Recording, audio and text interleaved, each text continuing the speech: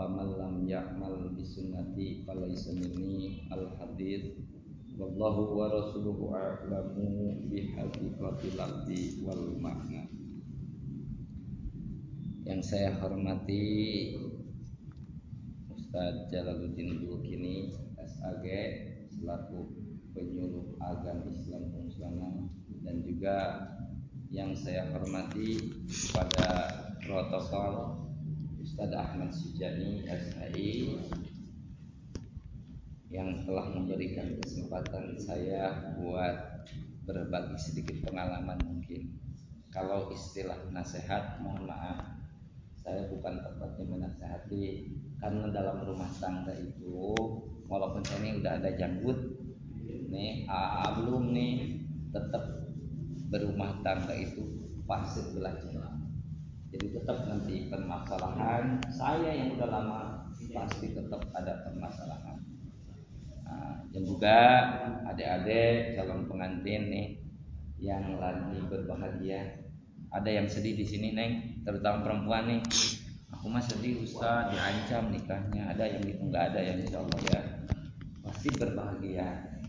Nah mudah-mudahan satu niatin nih Neng sama AA datangnya ke KUA nih di sini, satu sejak mencari ilmu buat apa? Buat bekal nanti setelah dinyatakan sah menjadi kepala rumah tangga dan menjadi ibu dalam rumah tangga. Nah, kapan lagi nih waktu kesempatan buat belajar bersama babarengan?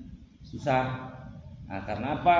Bimbing itu, bimbingan pra kawin, pra nikah itu tujuannya satu tanda kasih sayang dari pemerintah, khususnya Kementerian Agama melalui KUA nyaahun kaneng nyaahun. Biar apa? Biar dikasih bimbingan materi buat bekal nanti setelah menikah. Itu ayat istilah perceraian yang singkat nyaahun.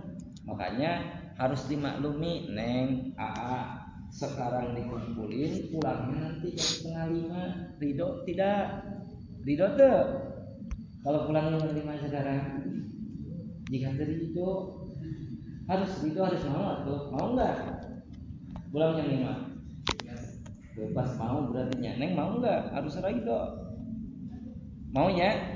Insya Allah tak Neng sama ridho. Nanti pulang jam 5, saya jam 12 sudah pulang.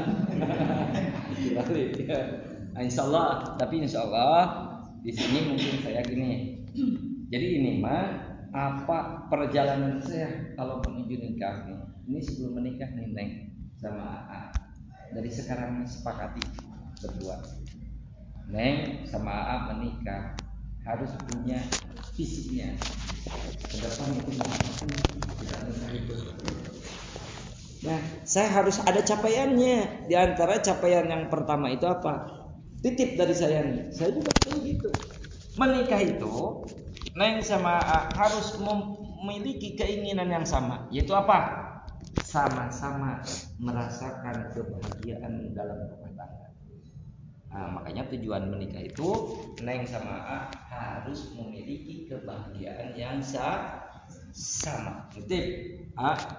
Laki-laki sebagai imam nanti dalam rumah tangga harus sama kebahagiaannya dengan yang didapatkan perempuan. Jangan sampai begini, perempuan sebelum nikah laki-laki perempuan sebelum nikah gemuk, tapi setelah menikah jadi kurus. Kenapa Neng jadi kurus? Iya, punya suami, ya Allah, punya suaminya udah menikah itu tidak bisa meninggalkan kebiasaan-kebiasaan sebelum nikah. Sekarang mah nanti ini setelah nikah jangan sampai begini, sama burung mah lebih sayang ketimbang istrinya. Istri mah pagi-pagi ngepel, baju daster aja sampai robek ngepel terus. Laki-laki mah udah ngasih burung makanan burung, udah mandi, istri kita belum mandi. Jangan sampai begitu. Kebiasaan sebelum nikah. Nih, waktu kita sebelum berumah tangga, laki-laki masih main game online, masih malamnya bergadang, kurangi. Sempatkan waktu buat melayani seorang istri. Seorang istri juga harus sama. Nih, setelah menikah jangan sampai laki-laki kita itu tidak terurus. Sebelum menikah mah begini, yang diupload makanan. Bener nggak? Yang diupload makanan biar tahu nih calon suami kita itu pinter masak, jago masak. Nah, setelah nikah masak air pun gosong, rekumaha coba. Sampai ketuker bikin kolak, gurunya di Google. Gampang kalau mau masak mah. Kita punya guru ini Mbah Google. Masak disuruh bikin apa? Disuruh bikin kolak misalnya. Gurunya Google, kata Google, nih pakai gula sekian, air sekian, pakai garam. Bener-bener nama ikut ke Google. Kasih garam. Dikasih garam tapi tidak sesuai takaran 2 sendok. Atau tadinya mau bikin kolak jadi sayur lodeh, mau gimana? Coba. Nih, nanti urus nih. Perempuan harus memperoleh kebahagiaan yang sama, laki-laki juga harus memperoleh kebahagiaan yang sama. Nih perempuan nanti kalau udah nikah kurangin pegang HP. Kalau suami sakit yang dipegang apa? HP, foto suami, emot sedih, nangis suami sakit. Hari kedua masih sakit tuh suami udah nggak mau makan, dipoto lagi. Hari yang ketiga suami masih sakit, yang ketiga bikin status lagi, ambil foto, dipoto, ya Allah suamiku meninggal. Nah, kebanyakan sekarang begitu, suami sakit bukan diobati tapi dipoto. Nah, jangan sampai begitu. Harus merasakan kebahagiaan yang sama dalam berumah tangga. Ada enggak cita-citanya? Misalnya kalau ada cita-cita dari Neng sama A setelah menikah mau sama-sama bahagia, ada treatmentnya, ada caranya. Gimana caranya Ustaz? Caranya pertama, kalau mau bahagia nih, 1, luruskan niat dari sekarang. Makanya mau nanya nih, niat mau nikah ngapain nih A? Ngapain mau nikah niatnya? Tujuannya mau apa? Ibadah. Awas Neng, update status deui wae. Bikin konten biar rame di TikTok. Wah, itu laku. Tujuannya 1, beribadah. Kalau mau bahagia berarti AA jeung Neng mau menikah, dijadikan keluarga yang sakinah, mawadah dan warahmah. Itu harus dari sekarang bulatkan niatnya, yaitu niat mau beribadah. Berarti begini, Neng. Jadi ikut ke flashback ke belakang. Ada Rasul ketika ditanya sama sahabat, ya Rasulullah, apa yang harus saya dahulukan? Kebiasaannya memilih pasangan buat jadi calon suami, memilih pasangan buat calon istri itu harus apa yang didahulukan? Kata Rasul, biasanya 3 perkara. Yang pertama, biasanya nih, laki-laki atau perempuan, laki-laki mau menikah sama seorang istri, istri mau menikah sama seorang laki-laki, biasanya karena melihat faktor dari tampan dan cantiknya pasangan kita. Benar tak? Kenapa mau milih si Neng? Cantik loh. Itu Neng, kaset deh calon suami kita. Ganteng gak? Tampan gak? Ustaz itu mah nomor sekian, tampan cantik itu nomor sekian. Tapi nggak ada di sini ada yang cita-cita aku mau pilih suami yang hidungnya di pantat, ada itu gitu. Tapi tetap kan yang sempurna pandangannya. Kata Rasul, biasanya kebanyakan begitu. Boleh nggak? Boleh. Tapi kata Rasul, jangan diprioritas, jangan diutamakan. Kenapa? Kalau Neng AA mandang ke pasangannya karena sebab cantik dan tampan, tidak akan bertahan lama. Mualilah tidak akan bertahan lama. Karena apa? Karena tampan dan cantik ada masa waktunya. Sekarang tampan, Neng sekarang cantik, tunggu 30 tahun ke depan. Kalau udah 30 tahun ke depan, yang tadinya Neng cantik jadi udah keriput. Yang tadinya gagah perkasa jadi udah mulai lorong. Atau begini, kenapa kata Rasul jangan diprioritaskan? Karena takut Neng, kalau tadinya kita milih suami yang sempurna, gagah perkasa, tinggi, putih badannya, Neng, ketika memilih suami yang begitu, 2 tahun, 3 tahun kecelakaan parah, hebat. Tabrakan contohnya. Sampai parah-parahnya nih suaminya nih. Tabrak kecelakaannya parah, tangan sama kakinya pisah, mau gimana? Bisa tuh Neng? Bisa sekarang juga tangan sama kaki. Tapi misalkan kalau cacatnya permanen, cacat misalnya permanen, apakah Neng mau bertahan? Tidak akan bertahan. Mau mungkin seorang istri menerima ada suami cacat, pasti minta cerai. Makanya tidak boleh jadi prioritas. Jangan dibangga-banggakan. Yang keduanya, biasanya kata Rasul, seorang laki-laki mandang pasangannya itu karena faktor hartanya. Nah, di sini ada yang punya cita-cita Neng, terutama perempuan nih. Aku mah calon suaminya nggak mau yang muluk-muluk, mau yang nganggur. Ada nggak yang gitu? Neng, pasti yang ditanya udah kerja belum? Bener nggak? Gak mungkin kita seorang calon buat suami ini nganggur berani nikahin anak orang. Tapi biasanya kata Rasul, mandang pasangannya karena faktor harta. Sama laki-laki, tidak perlu cantik, yang penting mah kaya. Anak Pak Haji, lega sawahnya, rumahnya banyak, luas, saking luas-luasnya rumah, saya capek main ke rumah oke. No, main ke rumahnya dari tengah rumah mau ke WC harus naik sepeda saking leganya. Tengah rumah di sini, WC di Citurup misalnya kan capek, saking bonharna eta calon pasangan kita. Boleh tidak melihat pasangan karena faktor kekayaannya, boleh, tapi jangan dijadikan prioritas. Neng punya suami sekarang, alhamdulillah kerjanya mapan. Neng punya calon suami, alhamdulillah misalnya usahanya lancar, pedagang sukses, pembisnis sukses. Tapi kalau dijadiin prioritas mau dinikahnya seorang pasangan karena faktor cantik doang, karena faktor kaya doang, karena faktor mapan doang, gimana nanti kalau udah diuji sama Allah setelah menikah, yang tadinya usahanya lancar, kerjanya mapan, dipecat dari kerjaannya, mau gimana? Apa kamu bertahan? Tidak akan bertahan. Gitu. Nah, yang ketiga, nitip. Kata Rasul, biasanya suka yang menikah antara pasangan itu suka melihat dari faktor ilmu agamanya. Kerja mah belum, kaya tidak, tapi kenapa mau nikah? Karena soleh orangnya, rajin ibadahnya, tahu ilmu agama, biasanya begitu banyak. Nah, kata Rasul, yang ketiga ini harus diutamakan.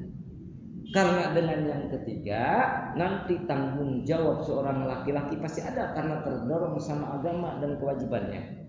Perempuan nanti akan bertahan lama karena takut apa yang diajarkan sama agama ada konsekuensinya. Makanya dari sekarang nih ibadah kita harus diperbaiki. Lihat nih calon istri kita nih, sholatnya gimana? Bisa nggak pakai mukenanya? Lihat Neng, calon suami kita nih, sholatnya gimana? Ibadahnya gimana? Harus dilihat dari sekarang. Ustaz rajin calon suami saya mah. Rajinnya gimana? Jumatan aja datangnya hari Selasa, coba deh kemana? Saking ku teu apal-apalna waktu Jumatan tara Jumatan.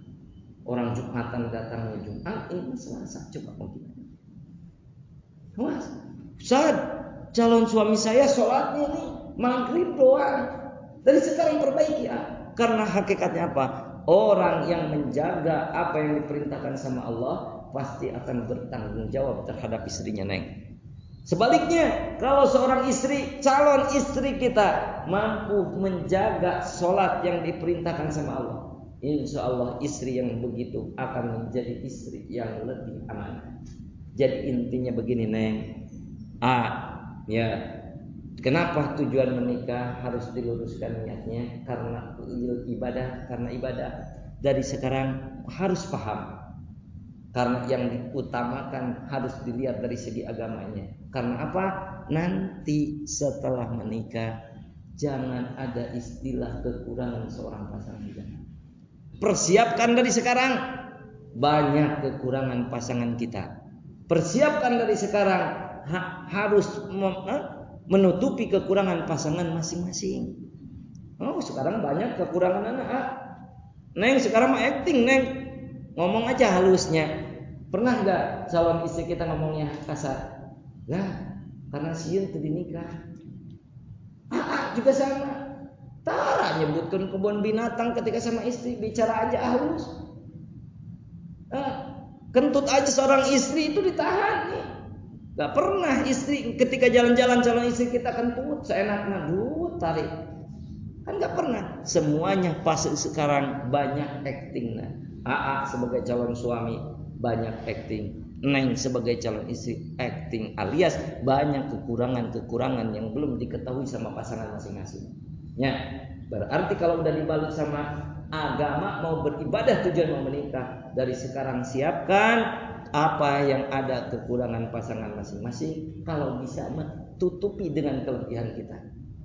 Kalau ada kekurangan tong dibeja-beja kabatur, jangan dikasih tahu ke orang. Update status bukan salah kita sare wae. Jangan begitu.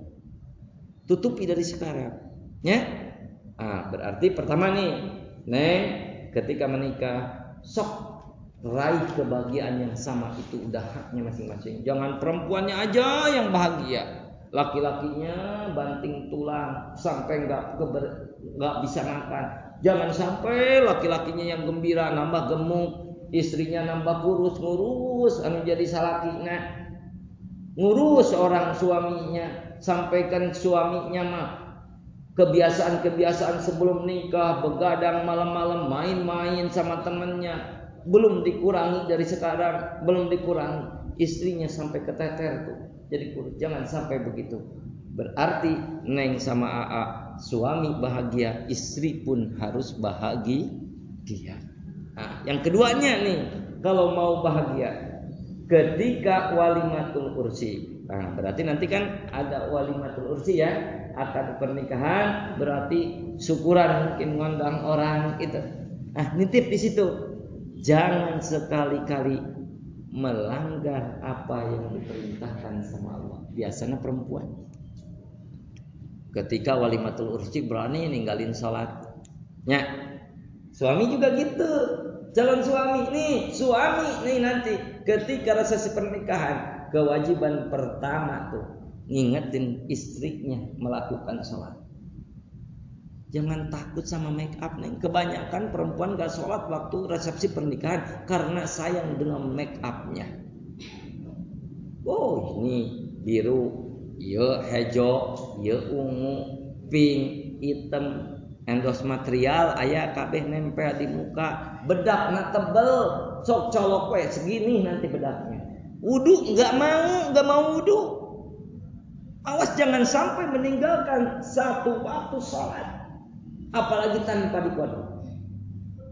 Kita ingetin nanti kewajiban pertama mah sholat. Setting dari sekarang, Neng. Kalau misalnya ganti make up jam 2, sebelum itu sholat dulu.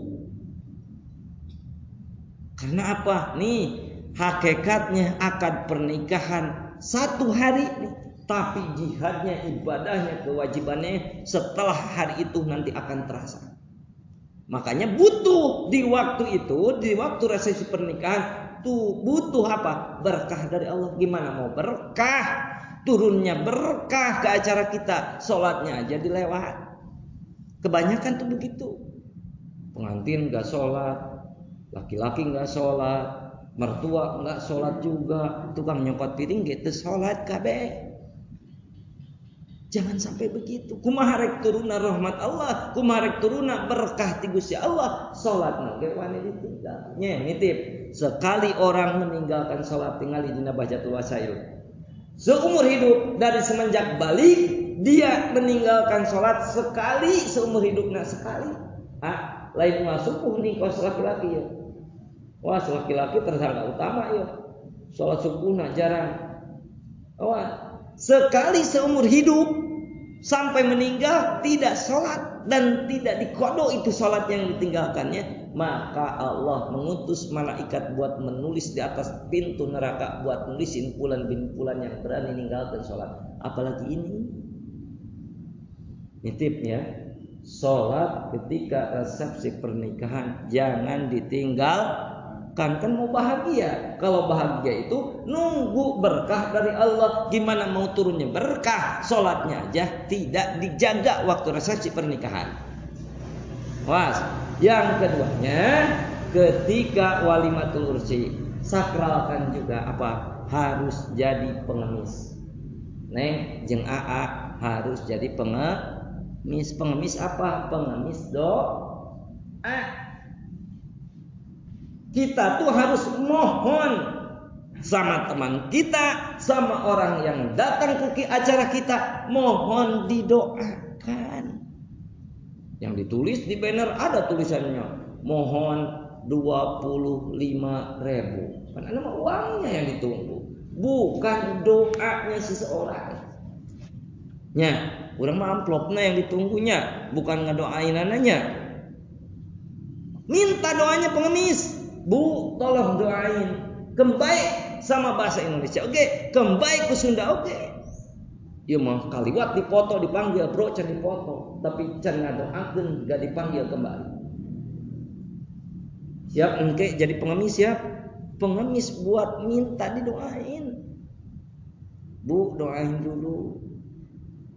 Bu, doakeun ohnya sing didoakeun ku ibu sing jadi keluarga sakinah, mawaddah sareng warahmah. Sok tenang naon aminan ku urang. Ya, ieu mah komplit aja duit di 250.000. Ini mah. So, harus doanya. Karena neng jeung AA ini sebagai pengantin yang jadi nanti permasalahan setelah itu resepsi pernikahan itu permasalahan. Yang menguatkan permasalahan dalam rumah tangga itu doa orang yang diundang. Makanya nitip harus mendoakan, meminta doa dari setiap orang yang datang. Segitu ya, saya capek. Udah pengajian, saya langsung ke sini. Habis suaranya. Ya. Nah, mungkin dari saya satu nih. Sebetulnya ada 121 poin. Pertama harus sama-sama bahagia.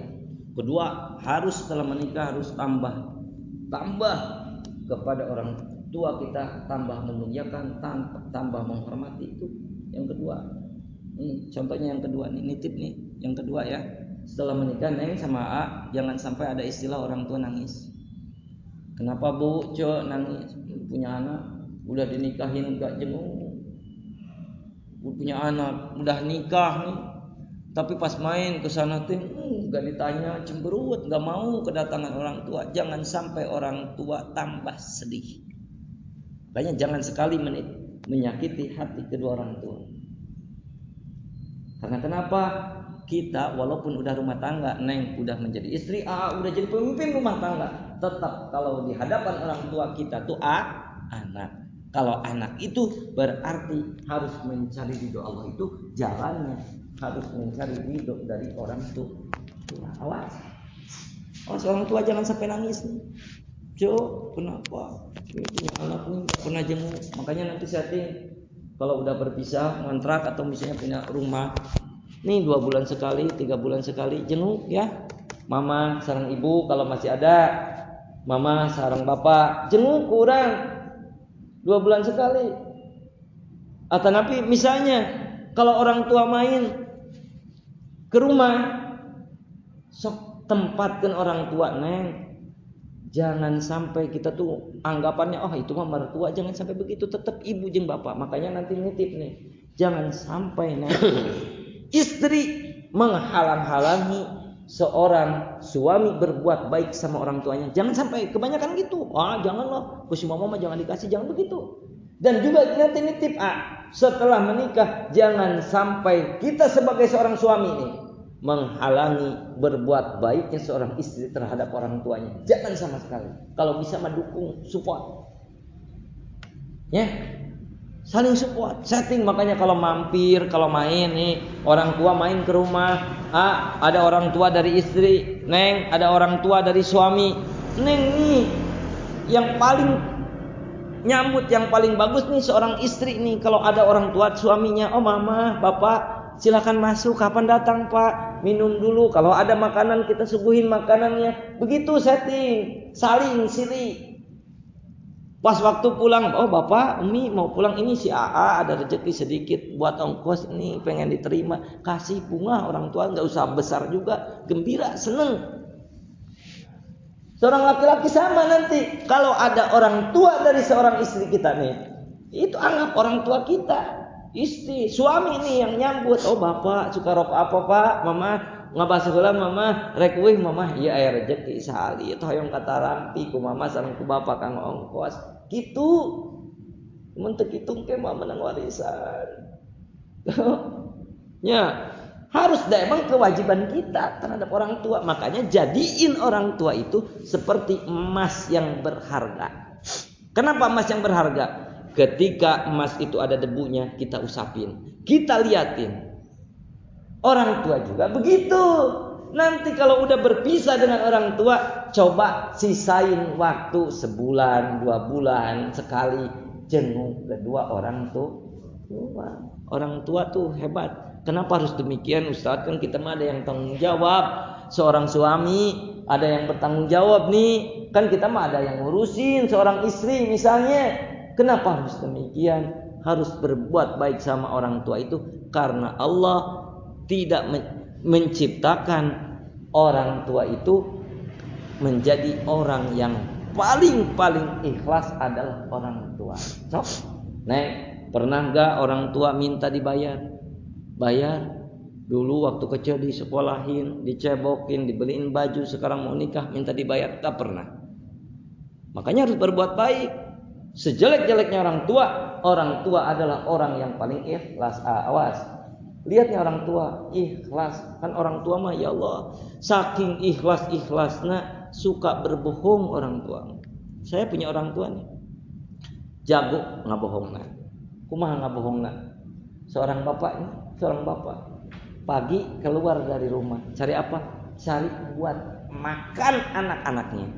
Ketika sore pulang seorang ibu masak sama-sama orang tua, si bapak ikut masak. Ketika masak nasi matang, masak sayur matang, sebelum makan nyari anaknya. Nah, semuanya dipanggil, yuk makan. Kenapa harus bareng-bareng biar berkah? Padahal mah sedikit biar cukup. Tapi yang namanya orang tua berani berbohong apa? Pak, ayo pak makan pak. Kata bapak gimana coba? Seorang bapak hebatnya. Bapak mah udah makan udah kenyang. Sekwe neng sareng AA makan semua. Orang tua berbohong, berani menahan laparnya, padahal dari pagi sampai sore mencari sesuap nasi buat anaknya, berani berbohong, udah kenyang padahal belum makan, pengen mastiin neng anak-anaknya itu kenyang dahulu. Coba seorang ibu lihat perjuangan seorang ibu berbohongnya terhadap anaknya. Waktu sakit malam jam 11 belum tidur, kenapa belum tidur? Sok we ujang heula sare Mi mah acan tunu, padahal si Mi teh capek dari bangun tidur sampai mau tidur. Jalan kaki kalau diukur dari sini ke Citerep lebih, walaupun dari rumah ke kamar ke WC pulang pergi. Coba seorang ibu. Tapi ketika malam disuruh tidur seorang orang tua, seorang ibu belum tidur, pengen mastiin anaknya tidur dulu. Tuh berbohongnya seorang ibu, saking ikhlasnya orang tua. Makanya titip, jangan dari sekarang menyakiti hati orang tua walaupun udah nikah. Tapi apa? Berbalik, harus lebih menghormati, memuliakan kedua orang tua. Ya. So, insyaallah yang punya orang tua siapa yang punya orang tua? Yang udah gak punya ada nggak? Ada semua orang tua. Ada yang udah meninggal, ada awal. Nah, jenguk orang tuanya, ya jarah ke makam. Ya, berdua nih romantis sama istri ini. Bu, hari Jumat, jarah aja ibu jalan-jalan begitu. Kayak kaos film India, Silly Babet ke tanah gitu. Dan romantis itu nggak usah mahal. Romantis itu sederhana tapi romantis. Nih berdua jarah, baca Yasin. Saya aja romantis, makan sepiring berdua romantis. Itu dari dulu sampai sekarang makan sepiring berdua. Tuh tikaina teh era, tapi romantis. Kumarek romantis nah tuh, kerupuk silih benyeng kayak itu ka dieu. Su kerupuk. Resep gitu. Romantis itu tidak harus mahal, tapi sederhana, berjarah bareng-bareng gitu ya. Insyaallah ya, dari sekarang nih jadwalin orang tua, jenguk orang tua. Karena orang tua itu tidak mau diberi, tapi cuman mau dilihat sama anak-anaknya. Kebanyakan begitu. Itu pengalaman saya. Saya ke Cianjur nih, saya orang Cianjur. Setelah menikah, saya ngumpulin nih 3 bulan, rencananya mau lihat ibu, si Umi sama si bapak. Mau dijenguk ke Cianjur. Nyampe ke Cianjur, teh udah nabung nih. Ini buat ongkosnya, ini buat beli makanan, ini buat ngasih nih. Pengen kita teh ngasihnya sama orang tua teh. Tapi udah nyampe sana dimarahin sama bapak. Ngapain ini bawa ini? Ngapain ini ngasih ini? Orang tua bilang gitu, sakit hati teh. Udah 3 bulan nabung, pengen ke Cianjur, pengen ngasih sama orang tua, tapi pas ngasih dimarahin tuh orang tua. Kata orang tua, kalau kamu ke Cianjur jengukin orang tua harus bawa uang, harus bawa makanan. Kalau enggak, Allah enggak ngasih rezeki uang sama makanan, enggak bakalan ngejenguk. Bapak sama Umi itu tidak mau dikasih karena apa? Pengennya dijenguk doang sama anak. Ya. Gitu. Makanya harus usahain, mau punya uang atau belum punya uang, kita jenguk orang tua. Jadwalinnya. Kalau udah enggak, mungkin dari saya 2 nih. Masih banyak sebetulnya. Cuman insya Allah terutama nanti ada 2 materi lagi, walaupun protokol itu pemateri handal.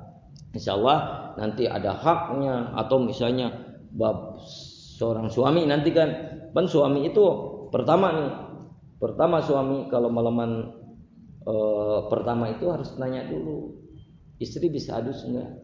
Itu kewajiban waktu alimuha. Di antaranya seorang suami itu wajib memberi ilmu, terutama bab taharah sama istrinya. Nanti misalnya, Neng bisa adusnya enggak mandi wajibnya? Rukunnya ada berapa? Kalau enggak tahu pagahin dulu. Itu kewajiban suami. Nah, insya Allah nanti akan sedikit meringankan dari beliau tentang pemateri, insya Allah terutama dalam masalah hak dan kewajiban seorang suami terhadap istrinya, kewajiban seorang istri terhadap suaminya. Nanti insya Allah akan dipaparkan sama 2 pemateri yang ulung dan handal ini. Mungkin dari saya cukup sekian. Mohon maaf bila ada kata-kata yang salah, dan itu kalau ada yang salah mungkin semata-mata saya sebagai manusia yang bodoh. Tapi kalau ada manfaat dan ada fadilahnya, mudah-mudahan menjadikan ilmu manfaat buat adik-adik semua. Ditutup dengan akhirul kalam, wabillahi taufik bi ahsani thariq. Wassalamualaikum warahmatullahi wabarakatuh. Terima kasih atas gaji nanti atas semua paparannya yang merupakan ilmu bagi kita semua, dan kita maklumi bahwa kunci kebahagiaan rumah tangga adalah akhlakul karimah. Maka karena itu nanti akan menjelaskan tentang akhlak seorang istri kepada